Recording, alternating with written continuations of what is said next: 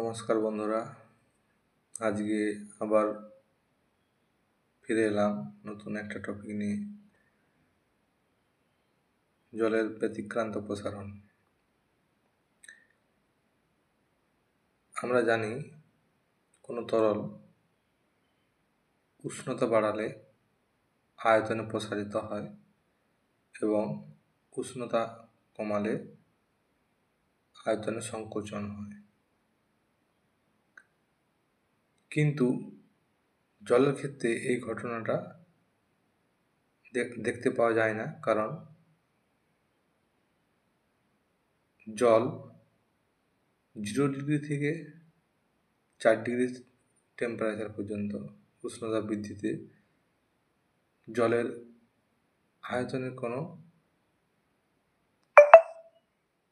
পরিবর্তন, আয়তনের প্রসারণ হয় না, আয়তন কমতে থাকে।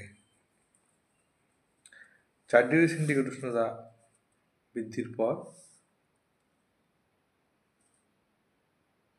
আয়তন বাড়তে থাকে। ঠিক উল্টোটা, যখন আমরা কোনো উষ্ণ গরম জলকে ঠান্ডা করব,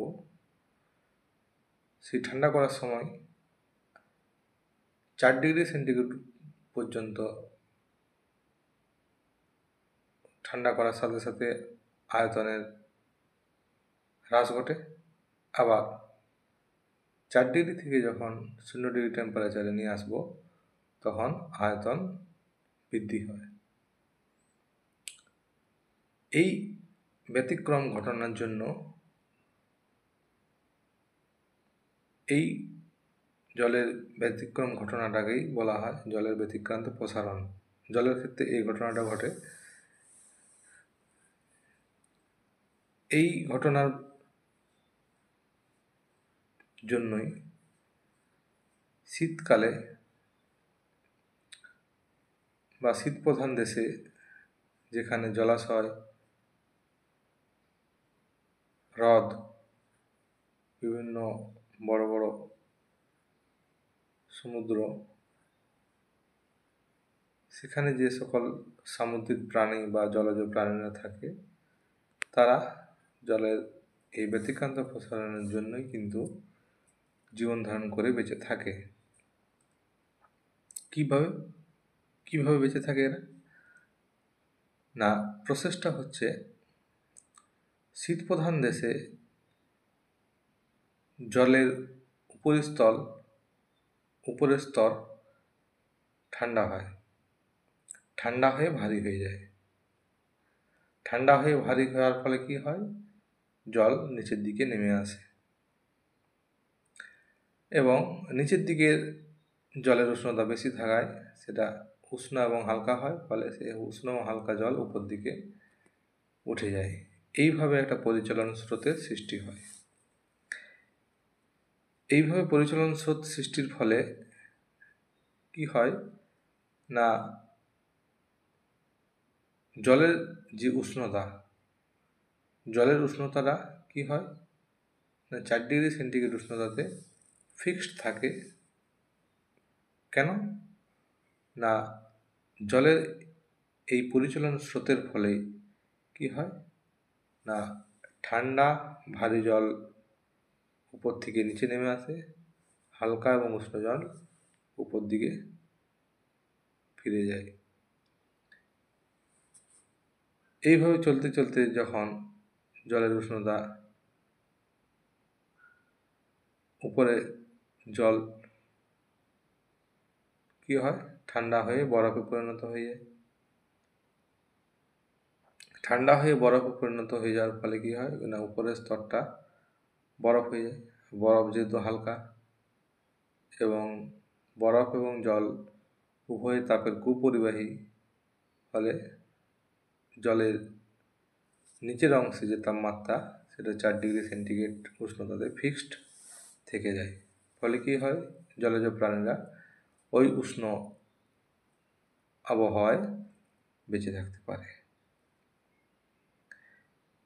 এই সংক্রান্ত তোমাদের একটা গ্রাফ আছে, সেই গ্রাফটা আমি ছবিতে দেখাচ্ছি, একটু লক্ষ্য করো।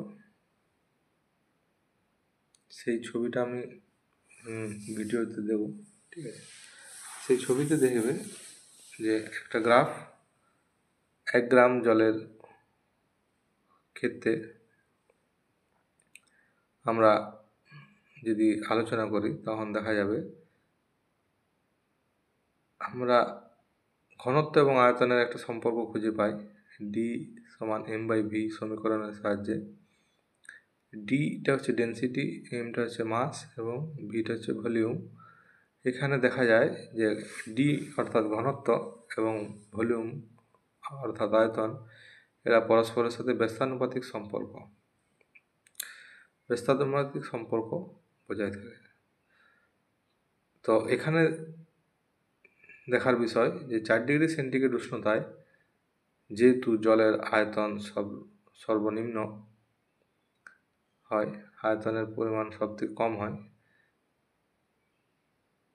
ফলে 4 ডিগ্রি সেন্টিগ্রেড উষ্ণতায় জলের ঘনত্ব সর্বাধিক এবং সেই মানটা হচ্ছে 1। এই ঘটনাটাই হচ্ছে জলের ব্যতিক্রান্ত প্রসারণ নামে পরিচিত, এবং এই ঘটনাটা একমাত্র জলের ক্ষেত্রেই সম্ভব। অন্যান্য তরলের ক্ষেত্রে এ ধরনের ঘটনা দেখতে পাওয়া যায় না। তো এটাই হচ্ছে জলের ব্যতিক্রান্ত প্রসারণের একটা দৃষ্টান্তমূলক ঘটনা। শীতকালীন দেশে বা শীত প্রধান দেশে জলজ প্রাণীরা কিন্তু এই জলের ব্যতিক্রান্ত প্রসারণের দরুনই বেঁচে থাকে, জীবন ধারণ করে থাকে। আজকে এই পর্যন্তই, এটাই হচ্ছে টপিক আজকে, এবং এই রিলেটেড একটা ছবি আমি ভিডিওতে আপলোড করে দেবো, ঠিক আছে? আজকে এই পর্যন্তই।